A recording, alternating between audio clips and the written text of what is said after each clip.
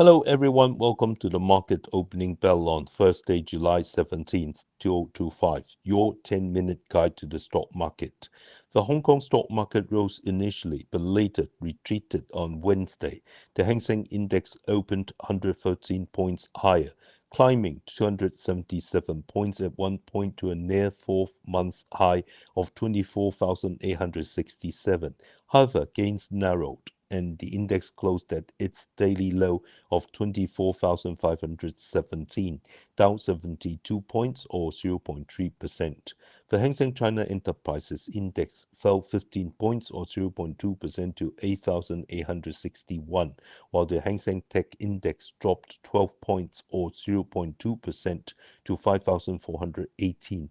Total market turnover was 258.9 billion Hong Kong dollars. Southbound funds recorded a net inflow of $1.603 billion into Hong Kong stocks, with net buys Meituan totaling 856 million, China Construction Bank 759 million, Akasol 129 million, Health and Happiness 113 million, Healthway 113 million, Kuaishou 100 million.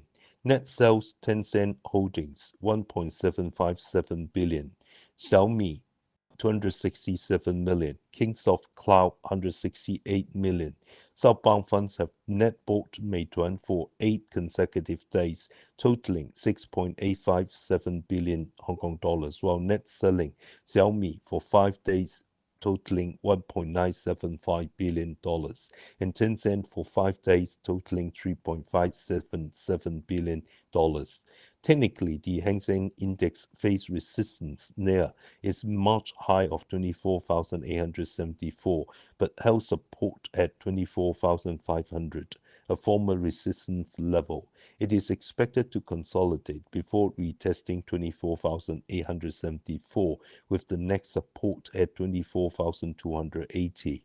The three major A-share indexes showed lackluster performance. The Shanghai Composite Index fell 1 point or 0.03% to 3,503, while the Shenzhen Component Index dropped 23 points or 0.2% to 10,720. Combined turnover in Shanghai and Shenzhen was 1.442 trillion yuan, down 169.9 billion yuan from the previous day. The renminbi central parity rate was set at 7.1526 against the US dollar, down 28 pips from the prior day. Geely Automobile has reached an agreement to privatize its premium electric vehicle brand Zeekr at 2.687 US dollars per share or 26.867 US dollars per American Depository share. Acquiring the remaining 34.3% stake, Geely already holds 65.7%. Shareholders can choose cash or 12.3 Geely shares per ADS. If fully settled in cash, the total consideration is approximately $2.4 billion, equivalent to 17.1 billion yuan, valuing Zeekr at 6.4 billion US dollars, below its 9 billion US dollars valuation from its 2021 initial funding round. Zeekr's 2024 revenue grew 46.9% to 10.4 billion US dollars, with a Q4 gross margin of 17.3%. In Q1 2025, its gross margin improved to 19.1% and losses narrowed by 60%, reflecting improved operational efficiency. Privatization will enable closer integration with Geely Automobile and Lynk & Co., reducing internal competition and enhancing resource efficiency. Geely Holding Group CEO Li Donghui stated that privatization could save billions annually in R&D and operational costs through joint procurement, manufacturing, and shared functions. Zeekr's technological strengths, such as Waymo's autonomous driving technology and CATL's Kirin battery, will further bolster Geely's competitiveness in the premium EV market. The listing from the NYSE allows seekers to avoid short-term market pressures and focus on long-term R&D and global expansion, example, into Europe, Japan, and Australia. Amid fierce competition in the mainland food delivery sector, Alibaba reportedly plans to launch Super Saturday promotions every week for the next 100 days, with management targeting a stable 80 million orders for Taobao flash sale. Meituan is said to have devised a counter strategy to outpace Alibaba's Taobao flash sale in order volume. Reports indicate Meituan has preemptively recruited more riders and issued free delivery vouchers for self-pickup orders.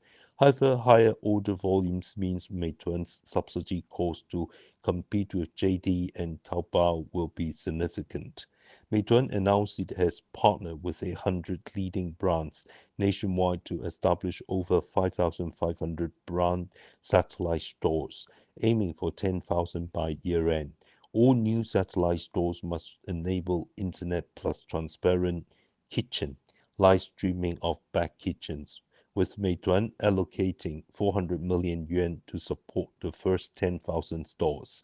Brands like Haidilao, Lao Xiang Ji, Quan Ju De, Dong Lai Shun, and Wai Po Jia have collaborated with Meituan on satellite stores. JD Group announced that as of June, its JD Food Delivery has over 150,000 full-time riders. To reward their efforts, JD will invest 2 billion yuan to enhance rider benefits, including social insurance, seasonal heat code subsidies, and a vehicle purchase reimbursement policy. Riders who purchase a new vehicle and complete 3,000 orders within 90 days will have their purchase costs refunded. This program starts in Beijing, Nanjing, and Changsha with plans to expand nationwide. On Wednesday, July 16, 2025, the U.S. stock market displayed significant volatility. The June U.S. Producer Price Index (PPI) came in lower than anticipated, prompting an early rally in the Dow Jones Industrial Average, which surged by as much as 213 points. However, the gains later moderated. News emerged suggesting that President Trump might dismiss Federal Reserve Chair Jerome Powell, causing the Dow to briefly plummet by 264 points. Trump subsequently criticized Powell but denied any plans to fire him, leading to a recovery in the major indexes. By the close, the Dow had risen 231 points or 0.5% to 44,254.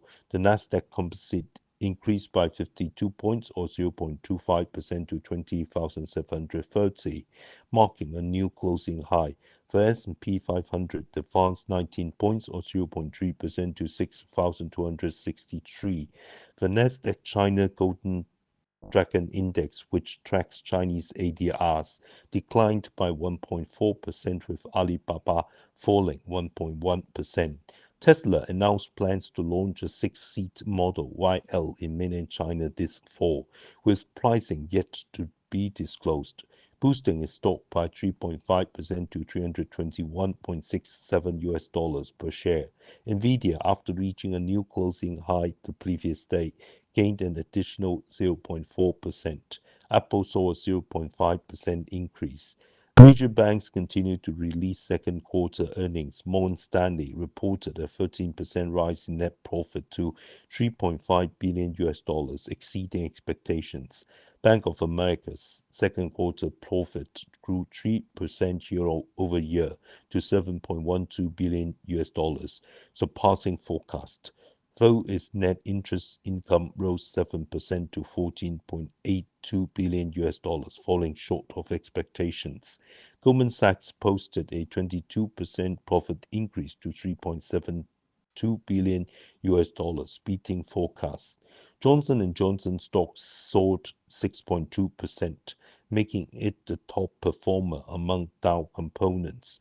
The company reported second quarter adjusted earnings per share of $2.77 and sales of $23.74 billion. US dollars, both above market expectations. It also reduced its 2025 tariff-related cost estimate by half, from 400 million to about 200 million US dollars, due to the US suspension of tariffs on China and other duties. Additionally, J&J raised its full-year sales forecast to 93.2 to 93.6 billion US dollars and adjusted EPS to 10.8 to 10.9 US dollars, up from 10.5 to 10.7. Economic data showed the June PPI remained flat month-over-month, below the expected 0.2% increase. Core's PPI also stayed flat, missing the forecasted 0.2% rise. The annual PPI growth rate slowed to 2.3%, the lowest since September 2024, compared to May's revised 2.7% and the expected 2.5%. The annual core PPI growth rate fell from 3.2% to 2.6%, below the anticipated 2.7%. June industrial production rose 0.3%, exceeding the expected 0.1% growth, following flat readings in April and May.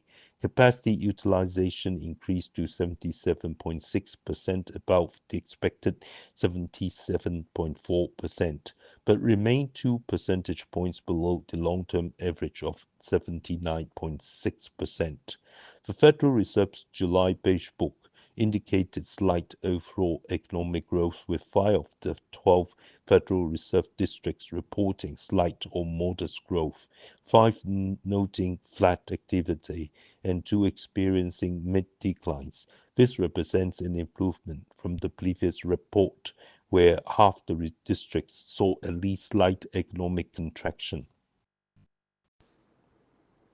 Our stock pick today is MicroPort CardioFlow Medtech, stock code 2160.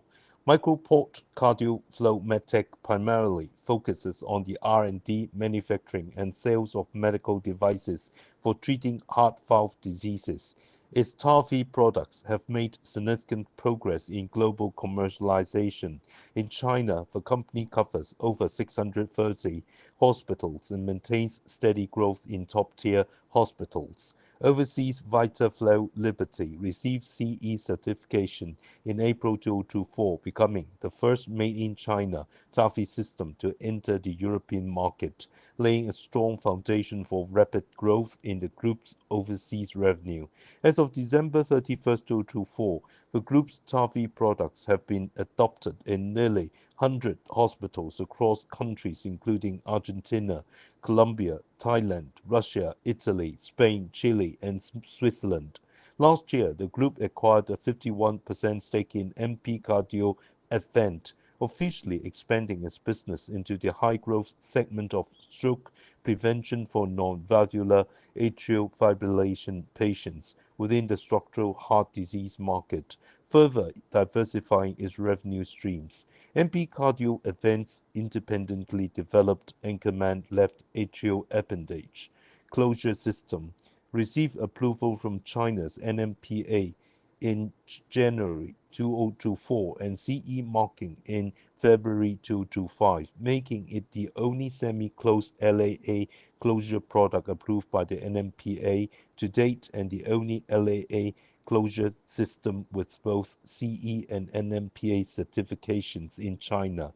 The accompanying Anchorman LAA delivery system also received NMPA and CE approvals. As of December 31, 2024, the Anchorman LAA closure system and its delivery system have been used in over 350 commercial procedures across more than 50 centers in 15 Chinese provinces, achieving a 100% surgical success rate with no serious complications. The group's global registration efforts are progressing steadily.